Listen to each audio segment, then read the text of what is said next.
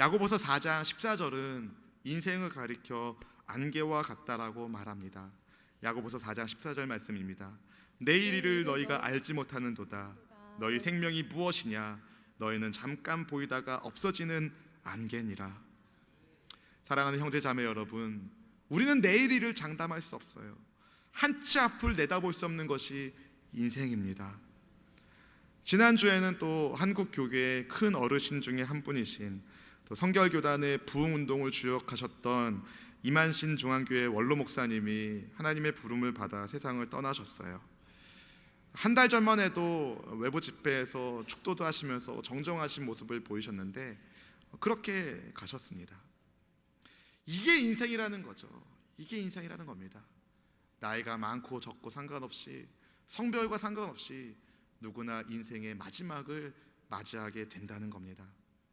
아무도 이 죽음의 문제를 피할 수 있는 사람이 없습니다.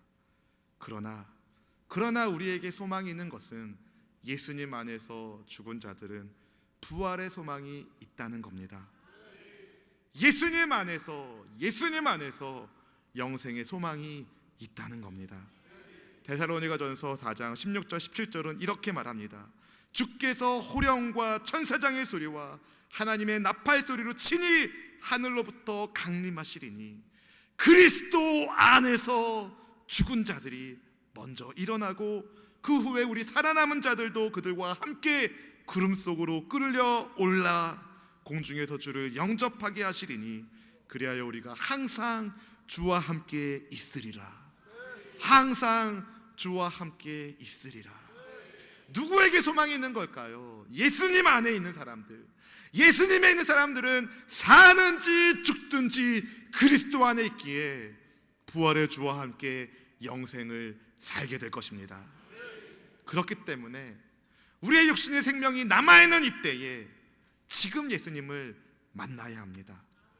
언제 우리가 마지막을 맞이할지 아무도 모르기 때문에 내일 만나야지. 내일이면 늦는 거예요. 지금 이 시간이, 오늘 이 시간이 주 예수님을 만나는 은혜의 시간이 되기를 간절히 축복합니다. 하지만 참 많은 사람들이 지금의 삶이 영원한 것처럼 그렇게 삽니다. 마치 죽음 이후의 삶은 없는 것처럼 그렇게 이 땅에서 삶이 영원한 것처럼 살고 있다는 겁니다. 서로 아웅다웅하기도 하고 다투기도 하고 갈등하기도 하고 욕심을 부리기도 하고 보이지 않는 하나님을 어떻게 믿을 수 있냐며 차라리 내 주먹을 믿겠다고 주먹을 하늘로 탁 드는 그런 사람들도 있다는 거죠. 그들을 가리켜 성경은 영적 맹인이라고 말합니다. 여러분, 보이지 않는다고 해서 존재하지 않는 것이 아닙니다. 보이지 않는 사각지대가 영혼에도 있다는 것을 아셔야 하는 거죠. 운전할 때 거울을 보고 차선을 바꾸면 큰일 날 위험이 종종 있습니다. 왜냐하면 거울에 비춰지지 않는 사각지대가 있기 때문이죠. 그래서 반드시 차선을 바꾸려면요, 거울도 확인하지만 차량의 흐름도 확인해야 되고 뒤에 또 뭐가 오는지도 확인해 보아야 하는 겁니다. 그래야 안전하게 차선을 바꿀 수 있거든요. 근데 거울만 보다가 차선을 바꿨다가 뒤에서 빵 거려가지고 깜짝 놀란 경우가 있으시죠? 운전을 안 하셔가지고 저만 그런 경우가 있나 보네요. 왜 그런가요? 거울에 보이지 않는 곳에 차량이 숨어 있었기 때문에 그 차가 신호를 보내는 겁니다. 여기 있다, 여기 있다, 여기 차가 있다. 여러분, 거울에 보이지 않는다고 해서 차가 없는 것이 아닌 것처럼 하나님이 육적으로 보이지 않는다고 해서 안 계신 분이 아니십니다. 영의 눈을 뜨면 주님은 보이게 되어 있습니다. 육신의 눈이 가지고 있는 한계에 취하면 안 되는 거예요. 사람의 눈은 제 아무리 좋아도 독수리보다 좋지 않습니다. 목사님, 저는 독수리보다 좋은데요. 그런 분 계시면 나중에 찾아오세요. 아무리 눈이 좋은 사람도 독수리보다 눈 좋지 않아요.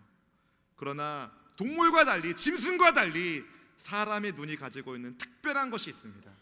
그것은 영혼의 눈이 있다는 거예요. 하나님을 볼 수 있는 눈이 사람에게 있다는 겁니다.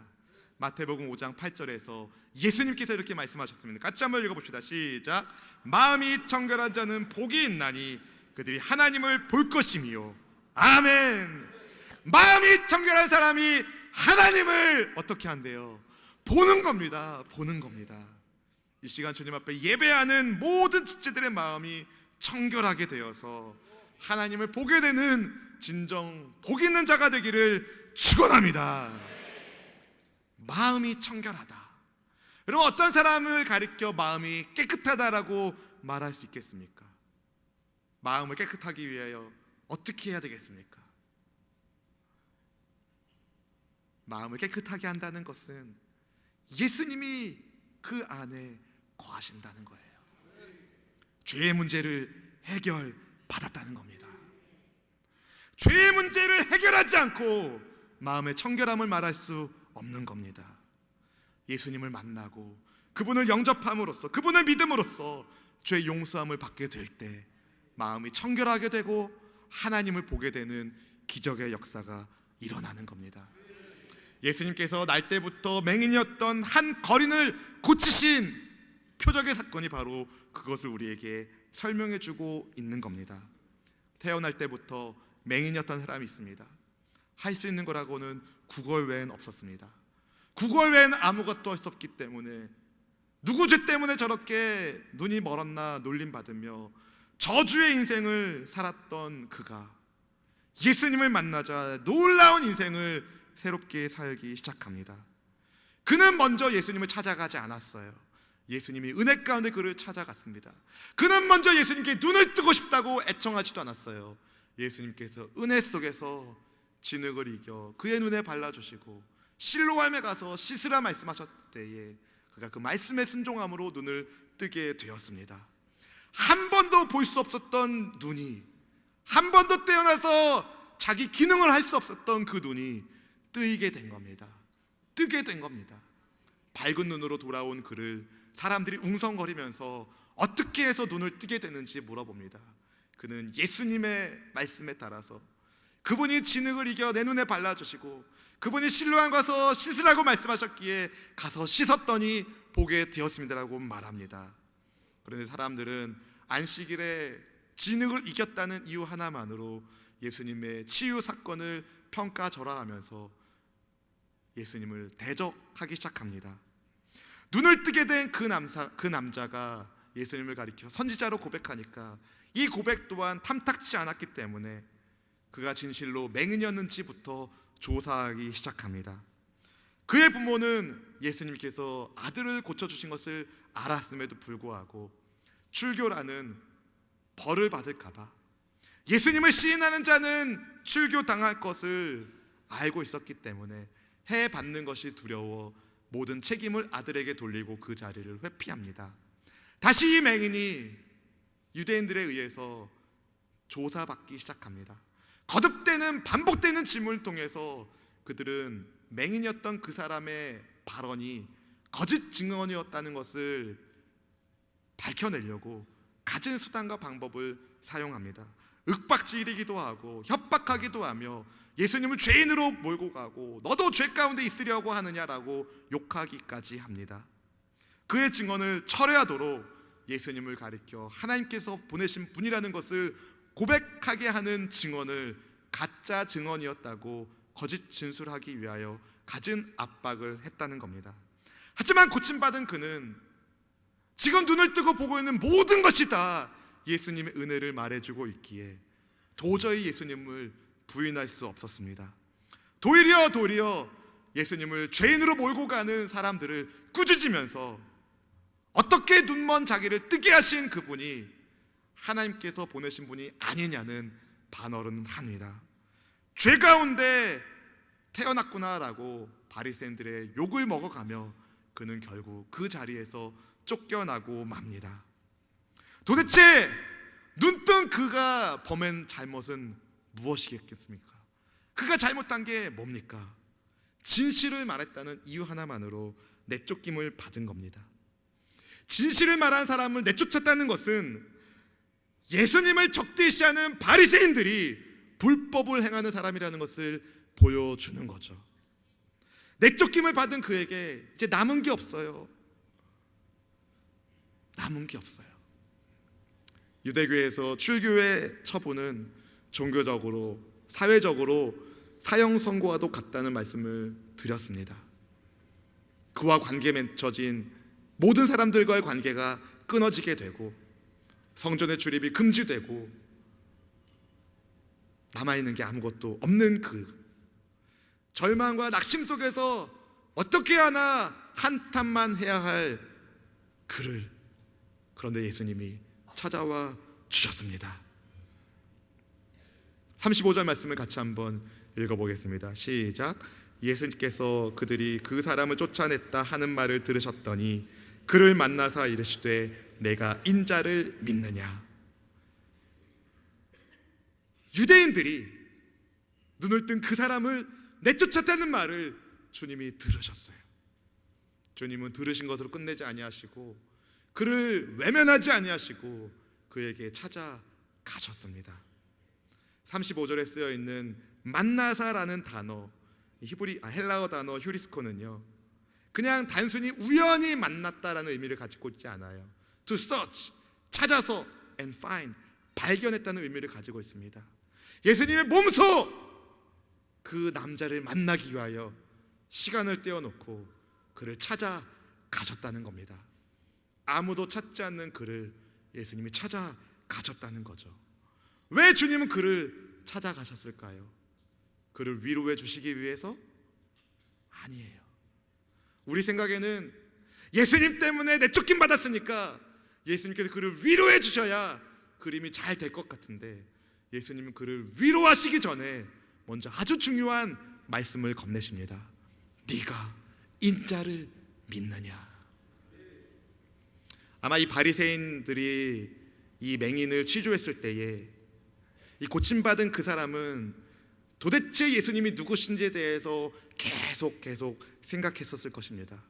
도대체 그분이 누구시길래 이들이 이렇게 그분을 적대시하는가?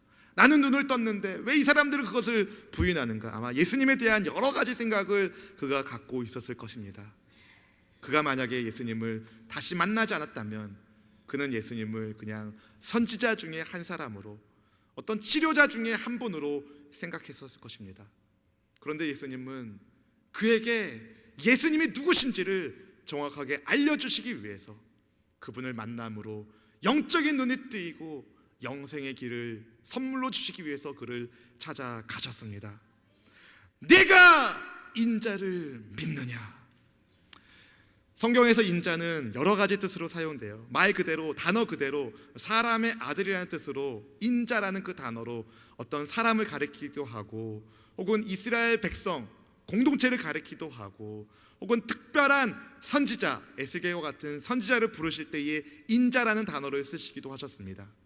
그런데 다니엘서에 나와 있는 인자의 개념과 신약 성경에 나와 있는 인자의 개념은 예수님께서 하늘에서 오신 분이시며 하나님의 아들이시며 그분이 심판의 권세가 있는 전능하신 분인 것을 뜻하는 의미로 쓰입니다.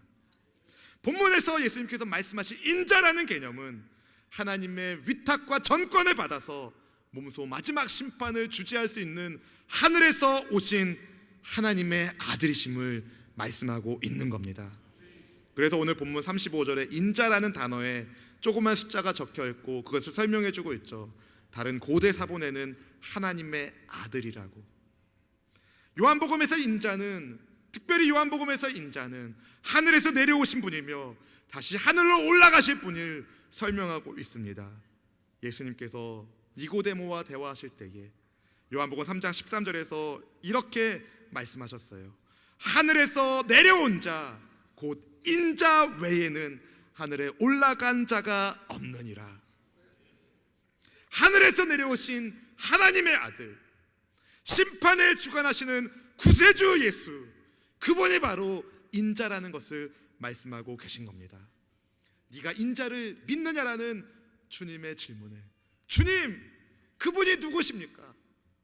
주님, 제발 알려주세요. 인자가 도대체 누구십니까? 제가 그분을 믿기를 원합니다라고 그가 간청했을 때 주님이 예수님이 바로 인자이심을 밝혀 주십니다. 우리 37절 말씀 읽어보겠습니다. 37절 시작. 예수께서 이르시되 내가 그를 보았거니와 지금 너와 말하는 자가 그이니라. 아멘. 예수님께서 하나님의 아들이신 것을 바리새인들이 부정하는 것처럼 죄인이 아니라 하늘에서 오신 하나님께로부터 보내심을 받은 하나님의 아들로서 예수님을 드러내신 겁니다.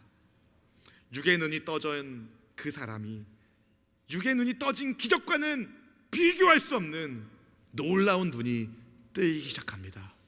바로 영의 눈이 열리기 시작한 겁니다. 예수님은 그에게 찾아오셔서 육신의 눈을 뜬 것으로 끝내지 아니하시고 영혼의 눈을 떠 주님을 볼 수 있게 만들어 주셨습니다. 바로 예수님을 믿음으로써, 예수님을 만남으로써 영생을 얻게 하기 위해서였다는 거죠.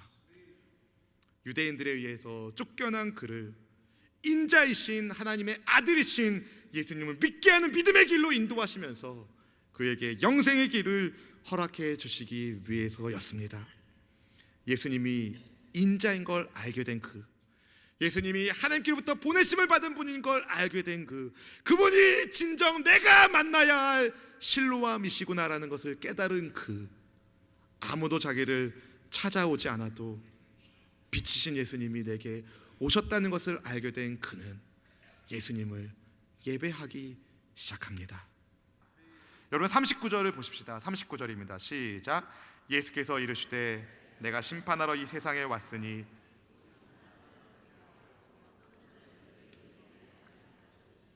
아멘. 보지 못하는 자들은 보게 하시고 보는 자들은 맹인이 되게 하신다. 이게 어떤 의미가 있을까요?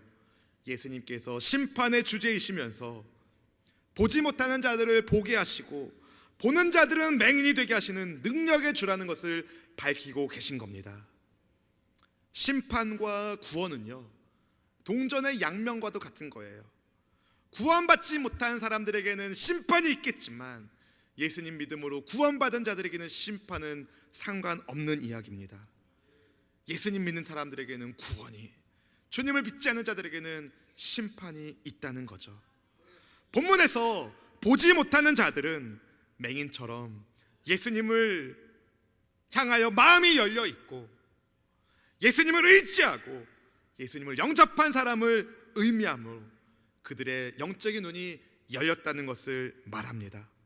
반대로 보는 자들, 여기서 보는 자들을 맹인되게 하시는 그 예수님의 말씀에서 보는 자들은 예수님의 도움이 필요 없다고 이야기하는 사람들, 마치 나는 눈을 뜬 사람이라고, 나는 눈먼 사람이 아니라고 스스로 종교적 확신 가운데 있는 사람들이었습니다. 그러나 그들은 예수님을 알아보지 못하고 오히려 주님을 거부한 영적인 맹인이었습니다. 죄 문제를 해결할 수 있는 유일하신 분을 그들이 외면했기 때문이에요. 눈앞에 서 계신 메시아를 알아보지 못했다는 겁니다. 오히려 그분을 죄인으로 매도했다는 것입니다. 예수님의 말씀을 들은 바리새인들 중에 몇 사람이 우리도 맹인인가 반문했을 때에 주께서 이렇게 말씀하셨습니다. 우리 41절입니다. 시작. 예수께서 이르시되 너희가 맹인이 되었더라면 죄가 없으려니와 본다고 하니 너희 죄가 그대로 있느니라. 아멘. 공부를 많이 했다고 해서, 혹은 남들보다 윤리적이라고 해서, 혹은 종교적인 생활을 열심히 살았다고 해서 영생의 소망이 생기는 것이 아닙니다. 예수님을 만나야 합니다. 영생을 주시는 예수님을 확실하게 만나야 합니다. 예수님 만나지 않고 영적인 눈이 뜰 수가 없습니다. 유대 바리새인들은 종교적 우월감에 빠져서 교만함 속에서 하나님의 아들이신 예수님을 거부했고 오히려 그분을 정죄하기까지 했습니다. 은혜 속에서 육신의 눈뿐만 아니라 예수님을 영접함으로 영의 눈을 뜨게 된 이 사람과 달리 바리새인들은 스스로 주님의 도우심이 필요 없다고, 영적인 맹인이 아니라고 자처하다가 결국 마음의 더러움 때문에 하나님을 보지 못하고 심판받는 죄의 자리에 그대로 머물고 말았다는 겁니다. 믿음의 형제자매 여러분, 사랑하는 주님의 백성 여러분, 예수님을 만나야 합니다. 예수님을 믿어야 합니다. 그분이 여러분의 인생의 주님이심을, 내 영혼의 구세주이심을 믿어야 합니다. 그래야 영적인 눈이 떠지는 겁니다. 우리의 육신의 눈도 제 기능을 하기 위해서는 빛이 있어야 해요. 빛이 없으면 볼 수가 없습니다. 빛이 없으면 아무것도 볼 수 없습니다. 그래서 사진을 찍을 때도 빛이 중요하죠. 무엇인가 사물을 구별하기 위해서도 빛이 있어야 되는 겁니다. 빛 없이는 아무것도 보이지 않기 때문인 거죠. 본문의 배경이 되는 실로암 못이 있는 히스기야 터널을 제가 가봤습니다. 그런데 그 기온 섬에서 히스기야 터널을 지나서 실로암 못이 있는데, 그 히스기야 터널을 들어가 보면은요, 중간에 랜턴을 딱 끄잖아요. 촛불을 끄잖아요. 그러면 아무것도 안 보여요. 앞에 사람도 안 보이고 뒤에 사람도 안 보이고 내 손도 안 보이고 내 발도 안 보입니다. 완벽한 어둠에 처하게 되는 거죠. 왜 그럴까요? 빛이 없기 때문에. 사랑하는 믿음의 형제자매 여러분, 빛이 있어야 보입니다. 빛이신 예수님을 만나야 볼 수 있는 거예요. 빛이신 예수님을 만나길, 빛이신 예수님을 영접하길, 마음 가운데 영혼의 어두움을 물리칠 수 있는 빛 되신 예수님을 영접하기를 진심으로 축원합니다. 혹시 이 자리에도 영혼의 어두움 속에서 방황하는 형제 자매님들이 아니 계십니까? 혹은 깜깜한 어두움을 헤매는 것처럼 답답한 삶의 현실에서 낙심하고 좌절된 분은 아니 계십니까? 빛이신 예수님을 찾으십시오. 주님을 간절히 찾는 자가 주를 반드시 만나게 될 것입니다. 그리고 그분을 통해서 어둠의 모든 문제들이 해결될 것이고 빛 가운데 걸어가는 복 있는 사람이 될 것입니다. 비록 그 길이 평탄한 길은 아닐지라도, 때로는 넘어지기도 하고 깨지기도 할지라도, 맹인이었던 그 사람이 내쫓김을 받은 것처럼 내쫓김을 받는 것 같은 답답한 상황을 만날지라도 빛이신 예수님을 만나면 눈이 떠지는 겁니다. 그리고 축복의 길을 걸어가게 되는 겁니다.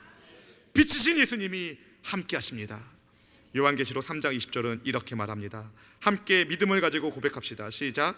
볼지어다 내가 문 밖에 서서 두드리노니 누구든지 내 음성을 듣고 문을 열면 내가 그에게로 들어가 그와 더불어 먹고 그는 나와 더불어 먹으리라. 아멘.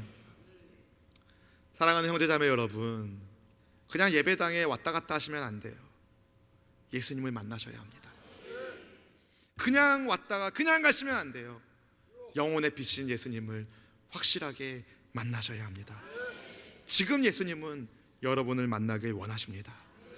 여러분의 발걸음이 우연히 여기에 있는 것 같지만 하나님의 인도하심이 있다는 것을 아셔야 합니다.